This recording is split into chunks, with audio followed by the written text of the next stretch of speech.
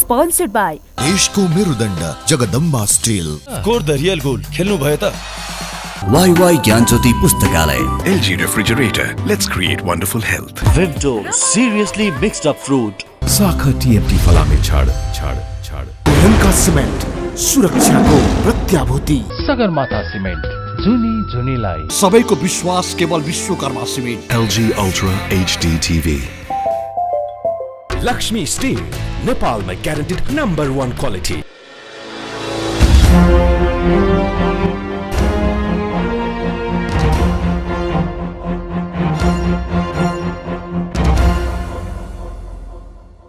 Accuracy, balance, credibility, यो हो ABC television. म राजन पौडेल। कार्यक्रम हो अपरेसन बिग न्यूज।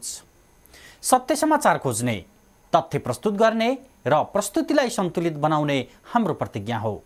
यही प्रतिज्ञा पूरा गर्ने खरो प्रयास हो अपरेसन बिग न्यूज। जनसरकारका हरेक विषयलाई हामी बिग न्यूज बनाउँछौँ र हरेक बिग न्यूजको अन्तर्कथा खोज्दै दर्शकका अगाडि अपरेसन गर्छौँ। फरक समाचार र गहिरो समाचार दिने हाम्रो प्रयास निरन्तर जारी छ।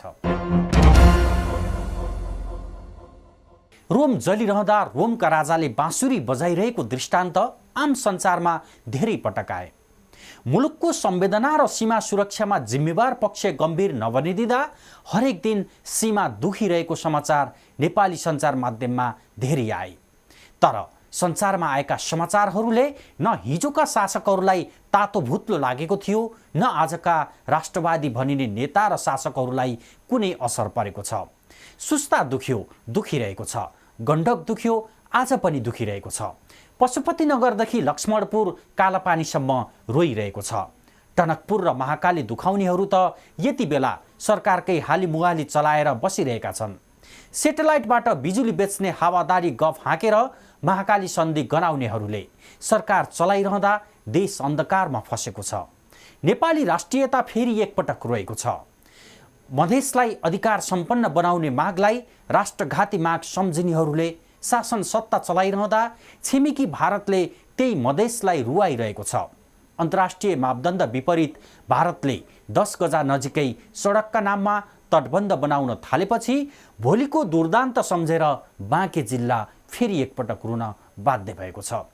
दर्शकवृन्द, आज हामी नेपाल भारत सीमा नजिकै भारतले सडकका नाममा बनाउँदै गरेको तटबन्धले बाँकेलाई कसरी रुवाउँदैछ देखाउँदैछौँ अपरेसन बिग न्यूजमा। सुस्ता दुख्यो, काला पानी दुख्यो, फेरि दुख्दैछ बाँके।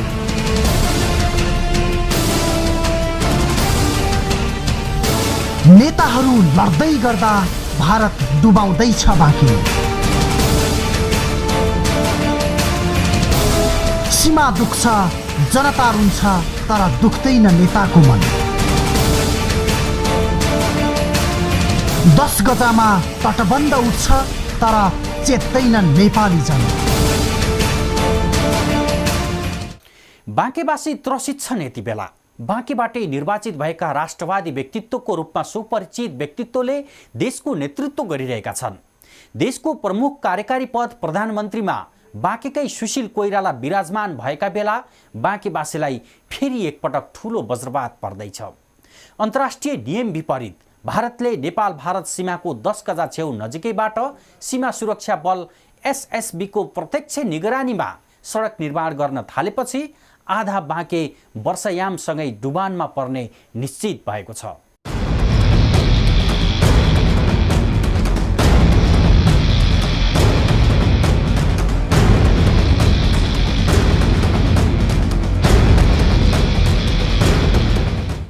प्रधानमन्त्री सहितका सत्तारूढ दलले राजधानीमा संवैधानिक मूल्य र मान्यतालाई मिच्दै संविधान सभाभित्र बहुमतीय डण्डा बर्साइरहेका बेला भारतले सीमा सडकका नाममा सीमाको 10 गजामा धमाधम तटबन्ध बनाउँदैछ।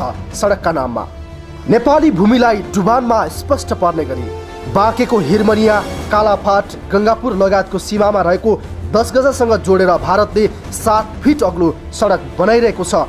विगत 6 महिनादेखि सीमा स्तम्भ नम्बर 26 देखि 31 सम्मको 10 गजामै जोडेर बन्दै गरेको सडकले अन्तर्राष्ट्रिय मापदण्ड मात्र मिचेको छैन, आधा बाँकेलाई समेत डुबाउने भएको छ। 28 नम्बर पिलर अन्तर्गतको यो 10 गजा क्षेत्रमा अहिले अन्तर्राष्ट्रिय मापदण्ड विपरीत धमाधम भारतीय पक्षबाट सडक बनाउने काम भइरहेको छ र जुन सडक अन्तर्राष्ट्रिय मापदण्ड विपरीत त छ नै, त्यो सँगसँगै यो सडकमा बनाइएको अग्लो माटो पटानले एउटा के पुष्टि गरेको छ भने यदि यो सडक सम्पूर्ण रूपले तयार भइसकेपछि बाँकेको आधा भूभागहरू यो प्राकृतिक बहाव, पानीको बहावलाई रोकेर डुबानको समस्या भोग्न बाध्य बन्नेछ र जब सडकको काम पुरा हुनेछ त्यति बेला आधा बाँके डुब्नेछ। नेपालगञ्ज नगरपालिका, उपमहानगरपालिका सहित धेरै गाउँ विकास समितिहरू डुब्नेछन्।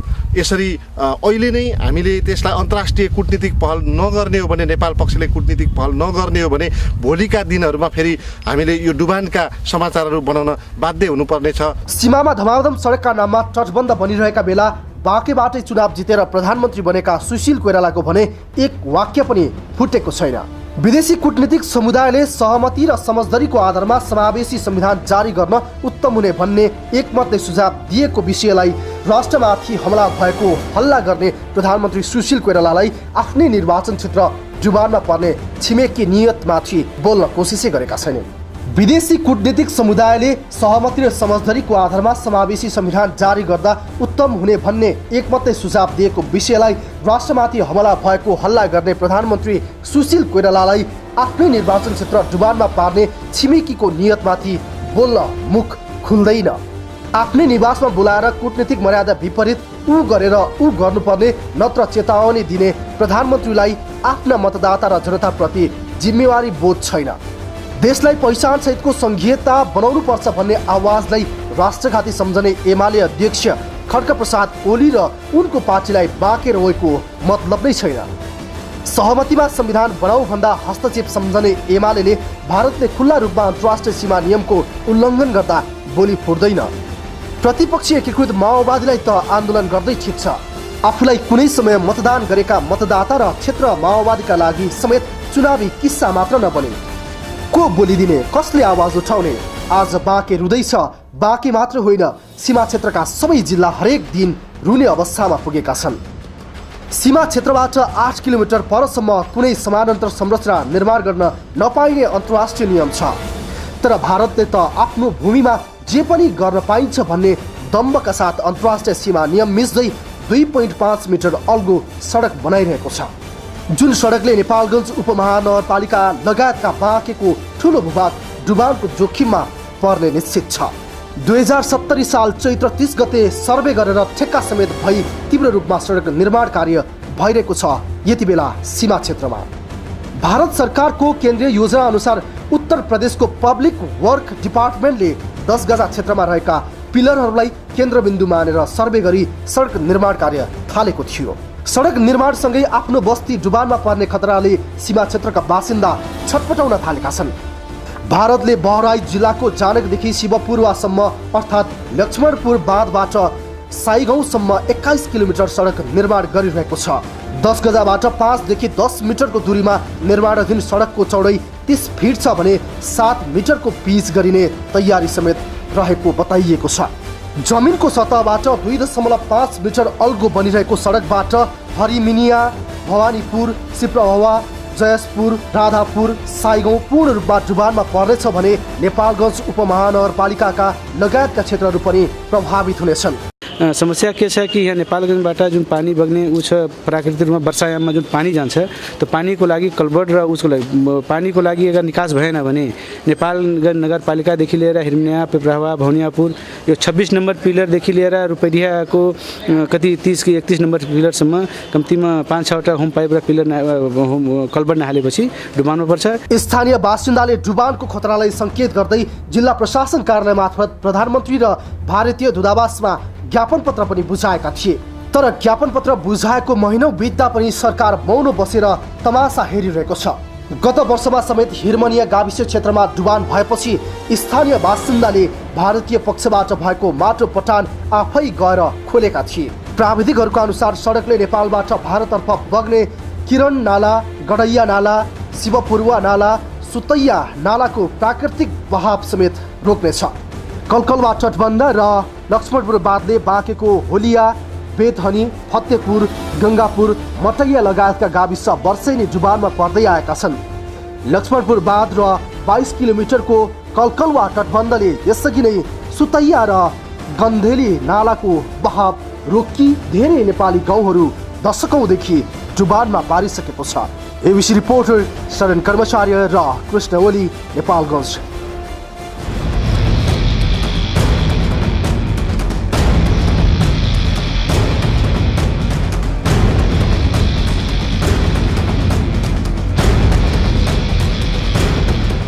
हो, यो सडक भारतीय भूमिमै बनेको हो, तर छिमेकी नेपालको ठूलो भूभागलाई डुबानमा पार्ने गरी भारतले यसरी स्थायी संरचना बनाउन पाउँछ?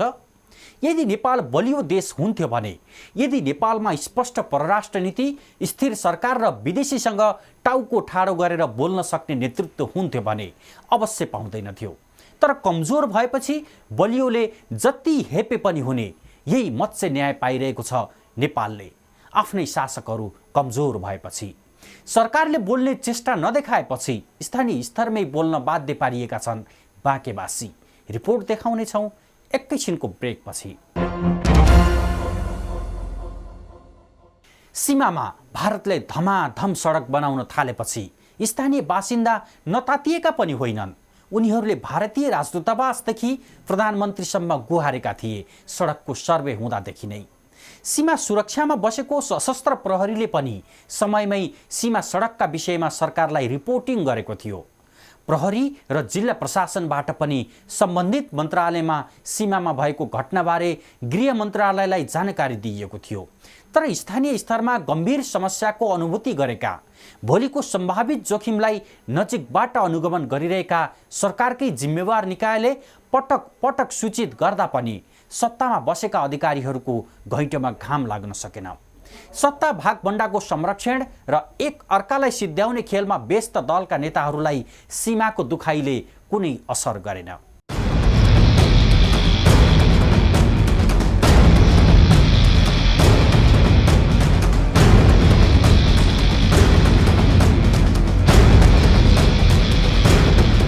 सत्ता भागभण्डाको संरक्षण र एक अर्कालाई सिद्ध्याउने खेलमा व्यस्त दलका नेताहरूलाई सीमाको दुखाइले कुनै असर गरेको छैन। देशका नेतालाई सीमा नदुखे पनि स्थानीय प्रशासन भने यसपटक अलिक चिन्तित जस्तो देखिएको छ। जिल्ला प्रशासन कार्यालय बाँकेले संस्थागत रिपोर्टिङसँगै गृहमन्त्री वामदेव गौतम बर्दिया जाने क्रममा विमानस्थलमै सीमाको समस्या जानकारी गराएको थियो। तर सीमाको नजिकैबाट गुडे पनि गृहमन्त्री गौतमलाई हिरमनियासम्म पुग्ने फुर्सद निस्केन। भन्दा अहिले जुन यो बोर्डर रोड भनेको छ, बोर्डर रोड प्रोजेक्ट हो यो। अब बोर्डर रोड चाहिँ एक्सटेन्सन हुँदै अब यतातिर हिरमनिया हुँदै अगाडि बढेको छ, जमुना भएर अगाडितिर चाहिँ। अब यसले हिरमनियामा चाहिँ अहिलेसम्म डुबान नभएको, यसपालि चाहिँ डुबान भयो। डुबान भएर चाहिँ हिरमनियाका मान्छेहरू चाहिँ बर्खामा अहिलेको मनसुनमा गएर चाहिँ सब गाउँका मान्छे गएर चाहिँ त्यो सडक काटेर चाहिँ पानी पठाउन लगाए। सशस्त्र प्रहरी बल सीमा सुरक्षा कार्यालय बसेको 2 मिटर नजिकै भारतले मापदण्ड विपरीत सडक बनाउँदैछ। हिरमनियामा डुबान सुरु भइसक्यो, तर प्रधानमन्त्री सुशील कोइराला भने शान्ति, संविधान र अमन चयनको नारा जपेर संविधान सभाका बहुसंख्यक दलहरूलाई संविधान सभाबाट भगाउने वातावरण बनाइरहेका छन्। त्यसो त बाँके क्षेत्र नम्बर 2 का संविधान सभा सदस्य दिनेश चन्द्र यादवले निर्माणाधीन भारतीय सडकबारे व्यवस्थापिका संसदमा कुरा उठाएको दावी गर्छन्। तर थाहा छैन किन हो राष्ट्रियतामाथिको ठाडो हस्तक्षेपको कुराले पनि संसदमा किन प्राथमिकता पाएन। त्यो पार्लियामेन्टमा यो कुरा मैले उठाएँ। यस बाँधले गर्दा हाम्रो सम्पूर्ण बाँकी जिल्ला डुबानमा आउँछ, हाम्रो नेपालगञ्ज म्युनिसिपालिटी पनि डुबानमा आउँछ।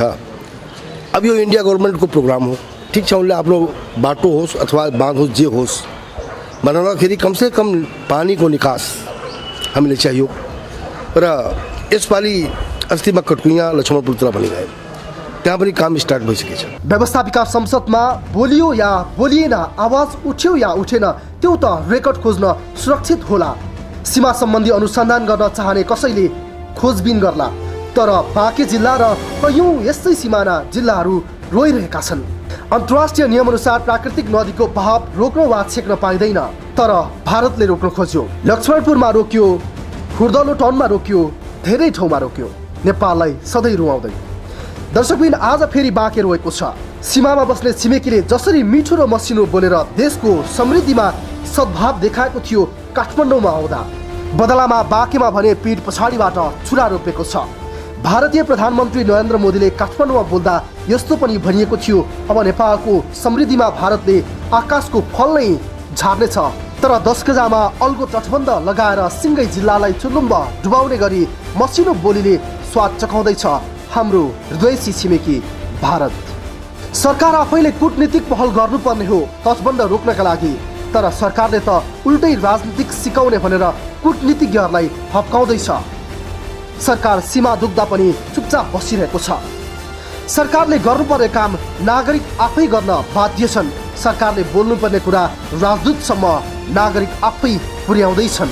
हिजोको दिनमा जुन यो प्राकृतिक बहाव हो, जुन पानी निकास हुनुपर्ने हो, त्यसलाई समेत अवरुद्ध पारेर अहिले जुन यो सडक निर्माण गर्दैछ, योले सबैभन्दा ठुलो क्षति नेपालीहरूलाई उठाउनु पर्ने हुन्छ।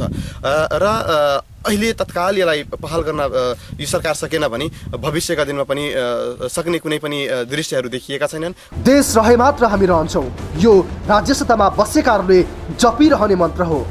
भाषा, जाति र समुदायको अधिकार माग्दा देश दुखेको परिभाषा गर्ने राज्य सत्ताका मान्छेहरू देश दुख्दा चुपचाप छन्। दलित, मधेसी, मुस्लिम र महिलाले अधिकार माग्दा देश टुक्रन्छ भनेर चिन्ता गर्नेहरू सिङ्गो जिल्ला डुब्ने गरी सीमा नजिकै सडक बनिरहँदा मुख दर्शक बनिरहेका छन्। एबिसी रिपोर्टर शरण कर्मचार्य, नेपालगञ्ज।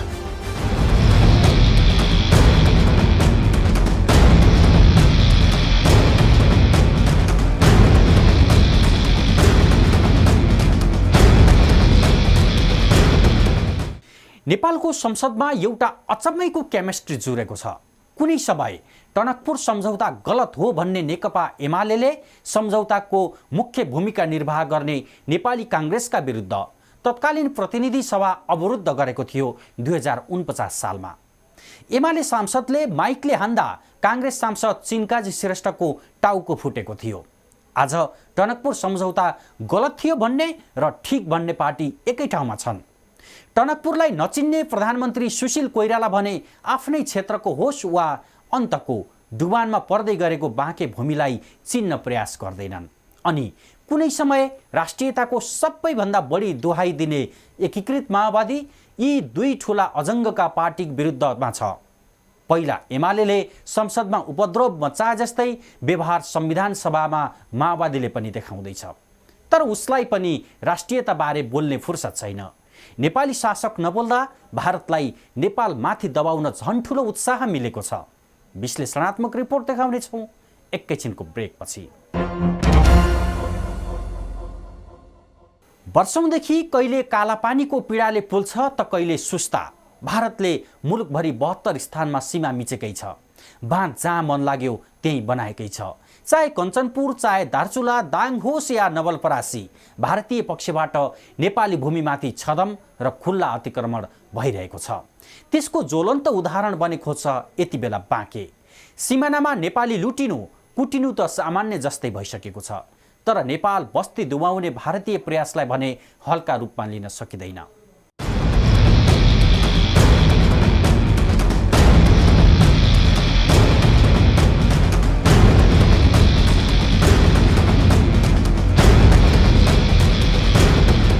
अन्तर्राष्ट्रिय सीमा दुई मुलुकको साझा हो। यसकारणले सीमा आसपासमा निर्माण गरिने कुनै पनि संरचना साझा सहमतिमै बनाइनुपर्छ र असल छिमेकी त्यो हुन्छ जसले छिमेकीलाई हर प्रकारको सहयोग गर्न सक्छ। नेपाल र भारत ऐतिहासिक कालदेखिको सम्बन्ध रहेको छ।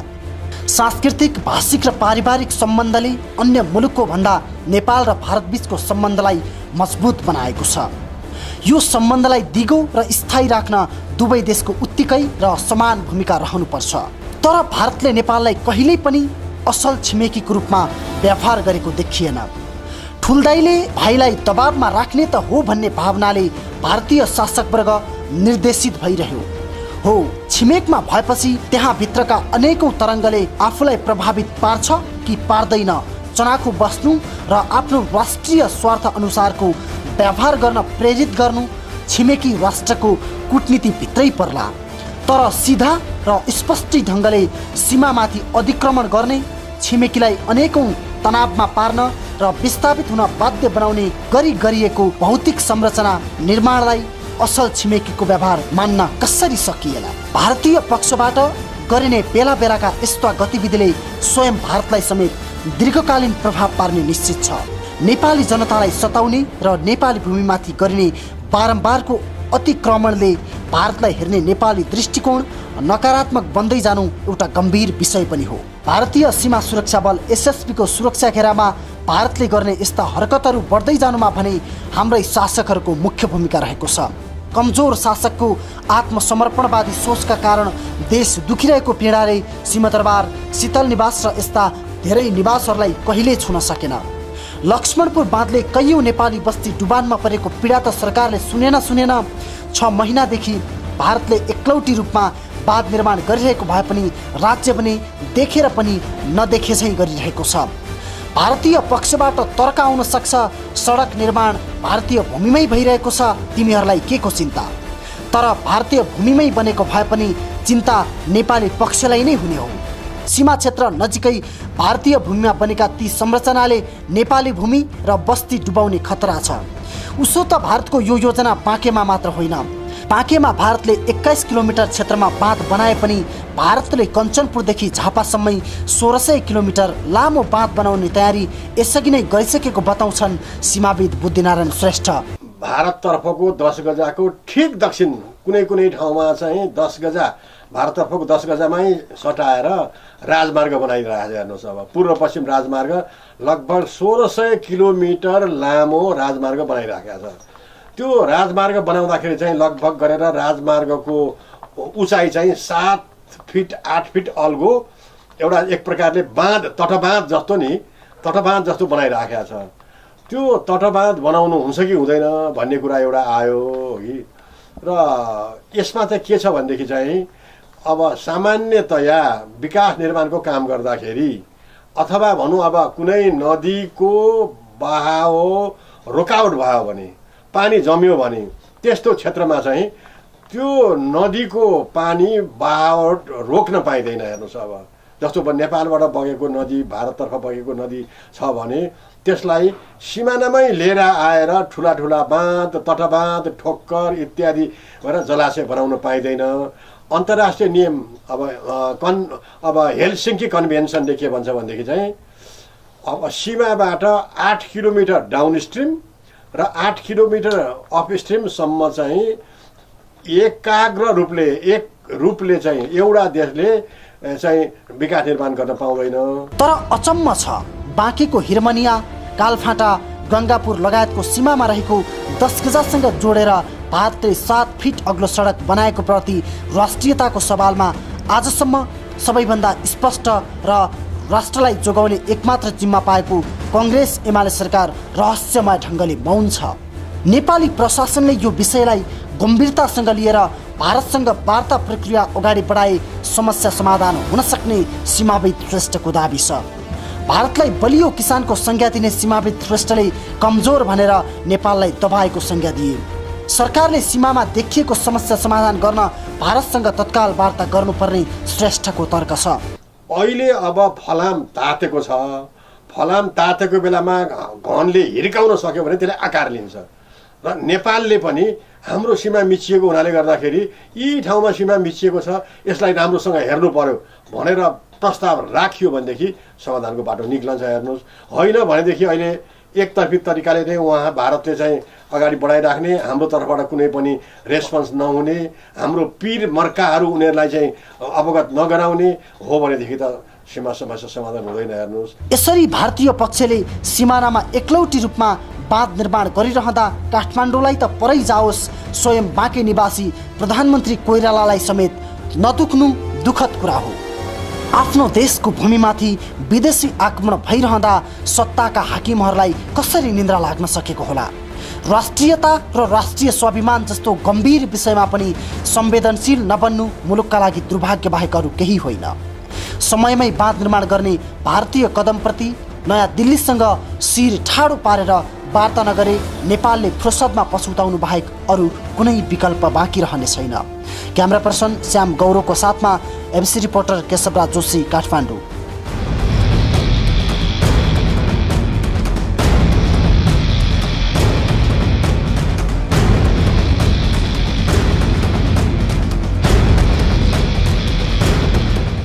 केन्द्रीय राजनीतिमा हस्तक्षेप गर्दै आफू अनुकूलका शासकहरू र शासन व्यवस्था ल्याउन चाहन्छ भारत। आफ्नो राष्ट्रिय स्वार्थका लागि, आफ्नो सुरक्षा स्वार्थका लागि नेपालीलाई नै प्रयोग गर्न खोज्छ भारतीय पक्ष। तर नेपाली मनोविज्ञान भने भारतीय पक्षका यस्तै बल मिचाइका कारण भारत विरोधी बन्न पुगेको यथार्थलाई भारतीय पक्षले पहिल्यै स्वीकार गर्न चाहन्न। भारत सधैँभर दबाइरहन चाहन्छ। आत्मसमर्पणवादी नेपाली शासकहरू स्पष्ट परराष्ट्र नीति बनाएर छिमेकसँग कुरा गर्न सक्दैनन्। दुर्भाग्य, असल छिमेकीको दुहाई दिँदै नेपाली बस्ती डुबानमा पार्ने भारतीय नियतको पीडा तराई मधेसमा बस्ने मधेसी नेपालीले बेहोर्नु परेको छ। यो कुरालाई मधेसको पहिचानको कुरै सुन्न नचाहने नेता र शासकहरूले झन् किन मतलब गरून्। मधेसलाई अधिकार दिँदा राष्ट्रियता कमजोर हुन्छ र रुवान्डा बन्छ भनेर हल्ला मचाउने नेता र शासकहरू आज सिङ्गो तराई मधेस डुबानमा पर्दै गर्दा चुप छन्। दुःखमा तिनै तराई मधेसका जनताले रुनु परेको छ। रोम जलिरहेको छ, निरो बाँसुरी बजाइरहेको छ। यस्तै छ नेपालको नियति। अपरेसन आ सकिन्छ। भोलि अर्को बिग न्युजको अपरेसन गर्नेछौँ। गाउँ, सहर र दुनियाँ बिउजाउने हाम्रो अभियान जारी छ। तपाईँ एबिसी टेलिभिजन हेर्दै गर्नुहोला। नमस्कार। स्पोन्सर्ड बाई देशको मेरुदण्ड Jagdamba steel. Score the real goal खेल्नु भयो त। वाई ज्ञानज्योति पुस्तकालय। LG Refrigerator. Let's create wonderful health. Vimto, seriously mixed up fruit. साखा TMT फलामे छाड छाड छाड। ढुङ्गा सिमेन्ट सुरक्षाको प्रत्याभूति। सगरमाथा सिमेन्ट जुनी जुनीलाई। सबैको विश्वास केवल Vishwakarma cement. LG Ultra HD TV. Laxmi steel नेपालमा ग्यारेन्टेड नम्बर 1 क्वालिटी।